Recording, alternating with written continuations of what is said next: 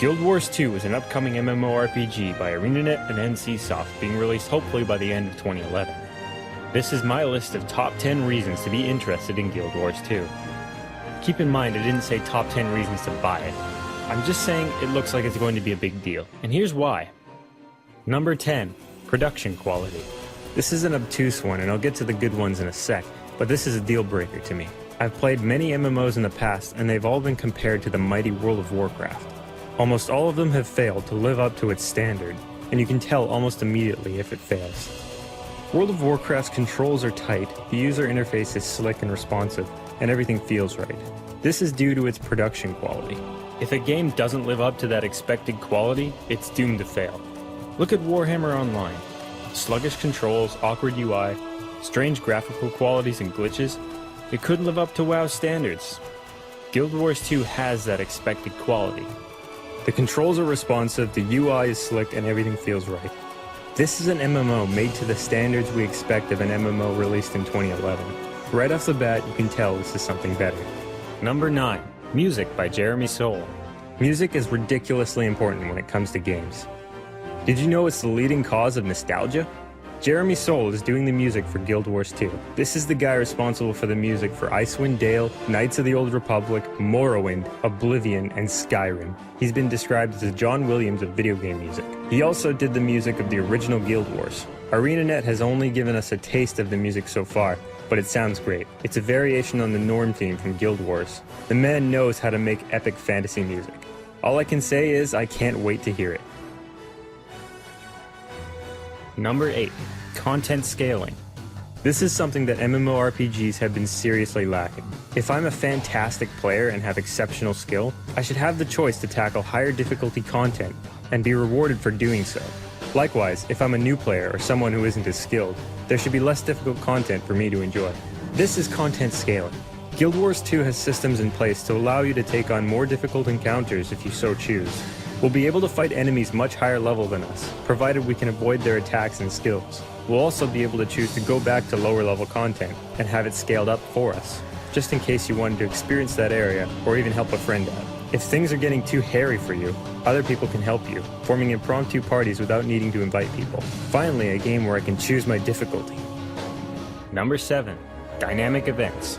Quests in Guild Wars 2 work a little differently than other MMOs. There's no set path through a zone. You can explore the world and the quests come to you. You can be having a drink in a tavern when suddenly someone will warn you of an impending attack on the town. If you fail to protect the town, it will become occupied. If you succeed, the town may honor you with a statue and give you special rewards or benefits. Dynamic events are going to be a lot of fun because you don't know what to expect. This is important in games, because not knowing what comes next makes the experience an adventure. I don't want to go through a preset quest path, I just want to do my own thing. Number 6. Dynamic combat. By dynamic combat, I'm referring to not standing around taking turns beating on each other. Guild Wars 2's combat consists of dodging, blocking, using skills, and positioning. There is no auto attack. If an enemy is telegraphing a huge attack, you can get out of the way to avoid being hit. Characters with shields can get behind their shield to avoid attacks. If you're quick, you can dodge around and behind your enemies. Ranged characters will need to employ careful positioning in their environment. If you see a barrel, you can pick it up and use it as a weapon. An elementalist can cast a wall of fire, while a ranger can fire arrows through it for burning damage. The combat in this game is going to be seriously awesome. Number 5. No monthly fee. The benefits of free-to-play pretty much speak for themselves. Normally, free-to-play MMOs have a low production quality or charge you in some other way. Guild Wars 2 will probably follow the Guild Wars 1 method of having a lot of expansion packs. They're also going to employ microtransactions that won't affect character power.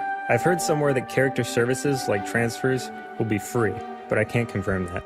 Overall, free-to-play, awesome. Number 4. Scale and art. This is something that I think goes underappreciated in games. Just look at this city. They've made it look exactly like the concept art, and it looks enormous. Or look at this pyramid in the sky. All of the environments I've seen in this game look like they have a sense of scale. Games that are going for an adventurous feeling need more of this. A sense of scale gives the impression that you're part of a bigger picture. This is downright epic. Another thing is that Guild Wars 2 won't allow players to fly. You might think that's a bad thing, but it's not. Giving players the ability to fly takes away the sense of scale in the world. Environments can't be imposing when you can just fly over them. It also allows you to bypass content, which kills any threat of danger. There's something to be said about the scale in Guild Wars 2. Environments in the distance begin to look like pieces of concept art, which, along with looking awesome, serves as a good optimization method, and I think that's amazingly good design. Number 3. Player vs. player. The PvP system in Guild Wars 2 is looking pretty good. There's plenty of options for casual and competitive PvPers. They've designed areas for world PvP right from level 1, so you could level a character to max level entirely with PvP. In World PvP, every week 3 realms are matched up against each other and ranked after battle. This is going to encourage some serious community, as everyone on your realm is going to have to work together. This is different from games where you're up against an opposite faction and always fighting the same players, often completely unbalanced. It's also different from WoW's battleground system, which randomizes members of a given team from various realms. In World PvP, there is no limit to how many players can be in the battle, so if you want your realm to win, you're going to have to pull together. Number 2. Weapons and abilities. The hotbar in Guild Wars 2 is small, which has put a lot of people off of the game. How will I fit all my skills on there? These people don't understand that this isn't World of Warcraft. This is how it works. On the left bar, the first 2 abilities are determined by your main hand weapon, and the last 2 are your offhand weapon. The third one is a combination, which means if you have 2 swords, or a dagger and a sword, it'll be a completely different ability. Keep in mind that Guild Wars 2 has a quick weapon switch, so you're actually getting 10 abilities on your left bar. The right bar is your self-heal ability and your utility skills, like traps and such. This is a great system because it means you can use whatever weapons fit your playstyle. You can be an only bows ranger or an only melee ranger, or a little of both. And number 1, no tanks, no healers, no DPS. This is my biggest reason for being interested in Guild Wars 2.